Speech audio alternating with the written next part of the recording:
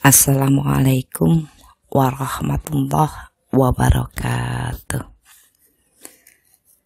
Asyhadu an la ilaha illallah wa asyhadu anna Muhammadan abduhu wa rasuluh.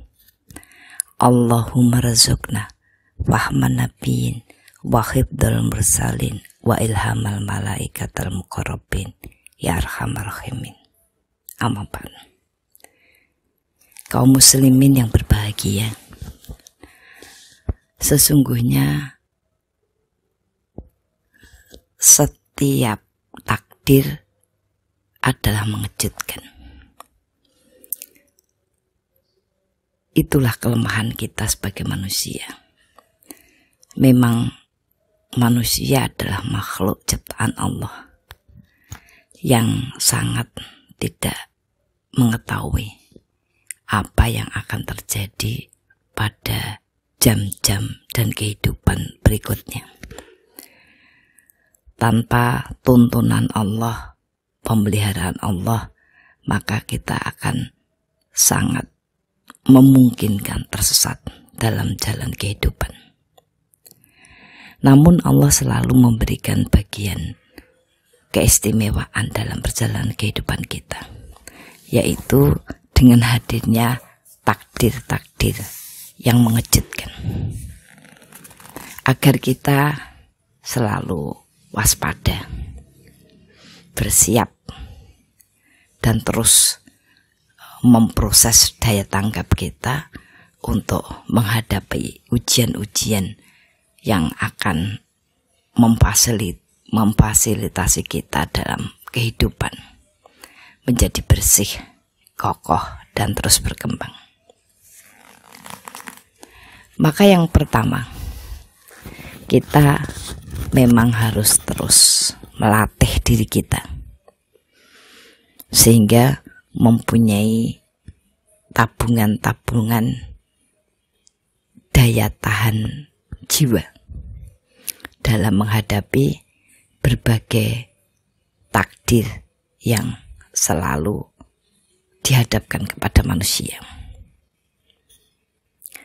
Artinya kita harus memahami ketika Allah memberikan kesempatan-kesempatan dalam kehidupan kita, harus kita manfaatkan sebagai bagian yang akan ikut andil mempersiapkan kemudahan-kemudahan jalan kehidupan kita di masa yang akan datang. Sehingga ketika takdir-takdir itu datang kepada kita, kita pun yang terpenting sudah memiliki kekuatan jiwa untuk bisa bertahan. Untuk itulah Allah menghadirkan banyak fasilitas-fasilitas yang bentuknya ibadah, baik itu sholat, kemudian zakat, puasa, haji, ya, adalah bagian-bagian agar manusia bisa memupuk kekokohan jiwanya, sehingga apapun yang dihadapkan kepadanya mampu segera diatasi. Itu yang Allah banggakan kepada seluruh makhluk di bumi, bahwa ada manusia yang selalu mempersiapkan diri, ya, untuk menerima ketetapan-ketetapan, dan kemudian dia berkembang lebih matang dengan ketetapan-ketetapan itu. Yang kedua, biasakan diri kita berada dalam kesulitan, karena kita pahami bahwa kebaikan itu selalu dilingkari sesuatu yang tidak nyaman, bahwa kebaikan itu diiringi dengan kecapean-kecapean, bahwa kebaikan itu akan diiringi dengan suasana-suasana yang menekan.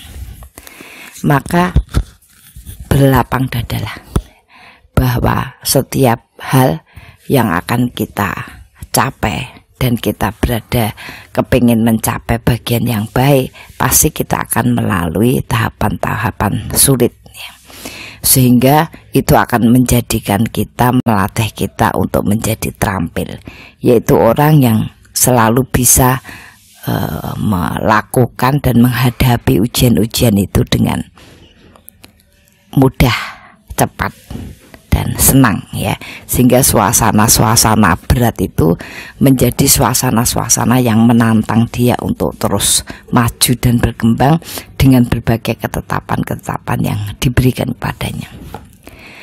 Banyak manusia oleh Allah diuji dengan dicabutnya dunia, dicabut penglihatannya, tidak dikaruniai kelengkapan tubuh, tangan, kaki ya. Kemudian diberikan jatah rezeki yang standar ya, yang biasa-biasa saja.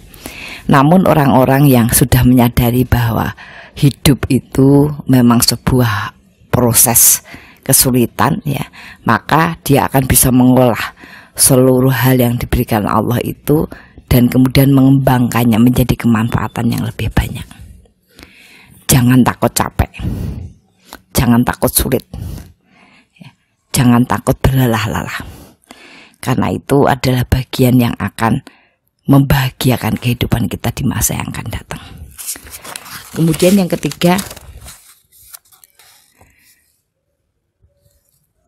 mencobalah untuk selalu merenung, menahan diri, dan tidak meluapkan kegembiraan dengan berlebihan.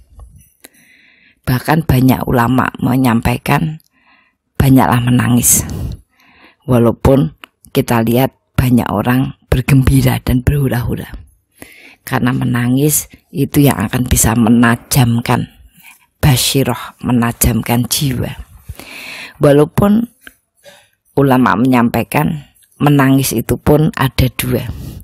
Kalau kemudian kita menangis itu menyebabkan kita kepingin berbuat baik yang lebih banyak, maka itu adalah tangisan yang benar, tangisan yang mengkhawatirkan akhiratnya.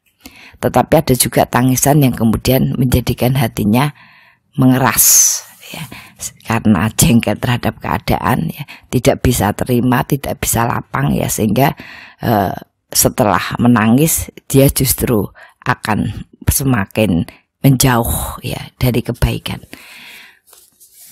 Kemudian yang selanjutnya, sebaiknya kita mencari teman, sahabat yang penuh hikmah. Orang sering mengatakan orang yang bijak itu orang yang sering diuji,